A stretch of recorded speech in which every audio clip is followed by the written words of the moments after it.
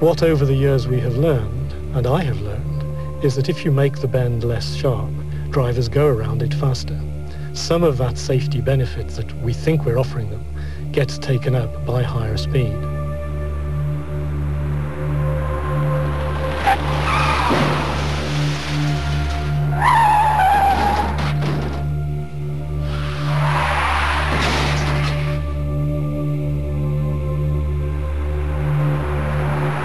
The road itself gives you information.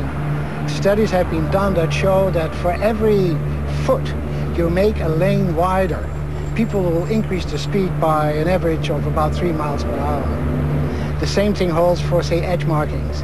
If there are clear edge markings along a road, people will drive faster. There have been studies to indicate that sometimes improved edge markings actually lead to an increase of the accident rate of the roads in question.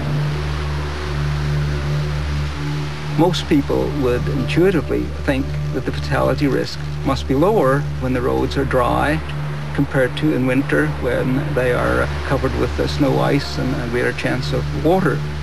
The reverse turns out to be very dramatically and clearly the case.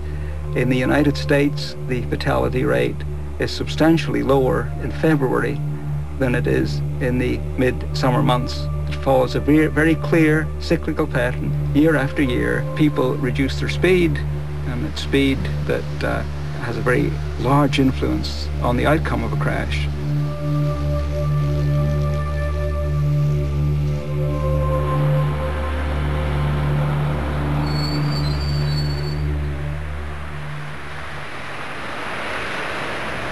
Drivers cause crashes, and speed has a part in every crash. Regardless of speed limits, the thrill of acceleration and the obsession with getting there make a volatile and illegal combination. Wilhelm Ida, St. Type Y, 490, ein Opel Kadett auf der Innenspur. Speeding, however, is still not regarded by most drivers as road crime. I think it's probably unrealistic to pretend that most drivers want to go at a reasonable speed.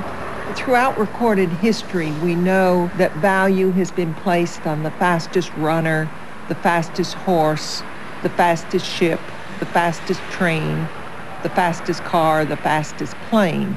In that regard, it would probably make more sense to make cars that feel as if they're speeding, at 70 or 80 miles an hour when they're going only 40, but instead we do just the opposite. We make cars that feel as if they're practically standing still when they're doing 70 or 80.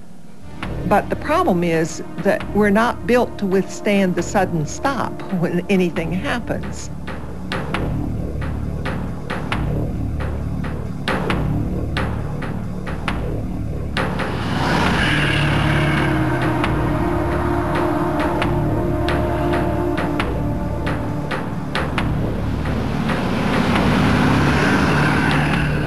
I love speed, and I love the performance of the cars, and I always go more or less, if possible, to the limits of these cars.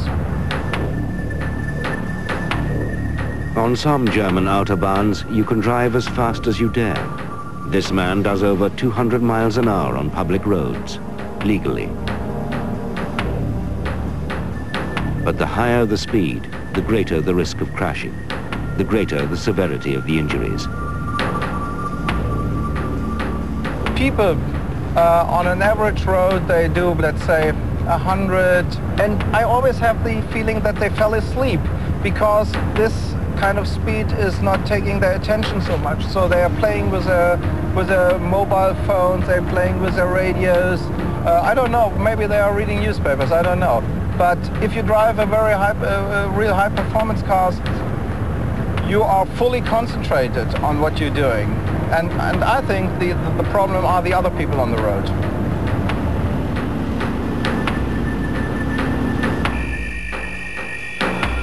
To deal with an alarming fatality rate on motorways, the Germans in the 1970s developed a helicopter rescue system to lift off the severely injured and speed them to the local hospital.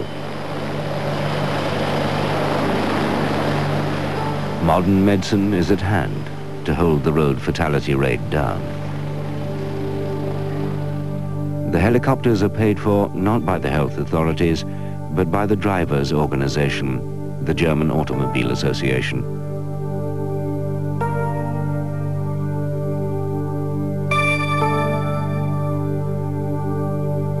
The whole purpose of the highway transportation system is mobility. The primary purpose is not safety. We clearly are willing to pay a certain safety price in order to achieve the mobility. The question is, where is the appropriate balance? For example, if we had strictly enforced speed limits of 25 miles per hour, I don't think there's any question that we could reduce deaths and injuries on the highway.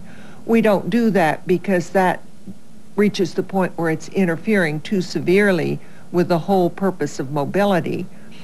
On the other hand, when we're having vehicles going down the highway at 65 and 70 and 75 and 80 miles per hour, we're going beyond the boundaries of the kind of protection that can be provided to the occupant.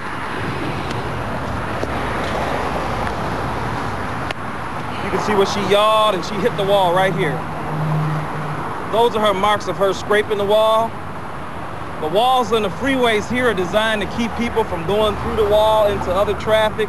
It'll bring the car back over. You can see where she hit right here. She hit again up here, and then she came down, and that's where she ended up over there. There is this idea that the benefits of mobility and using cars are such and so large that the penalties or the disbenefits can be accepted. So that the economic gains from lots of mobility, the industry making cars, servicing cars, all those things are so wonderful that a few deaths on the side don't really matter. We gotta know if it's a rollover or not. The answer to this cost-benefit approach is very, very simple, very straightforward. The whole argument immediately evaporates when we talk about an individual experience. If the person making the argument loses a child or a partner in a road traffic accident, dead, killed on the roads, then all the benefits in the world in no way come anywhere near to compensating for one death.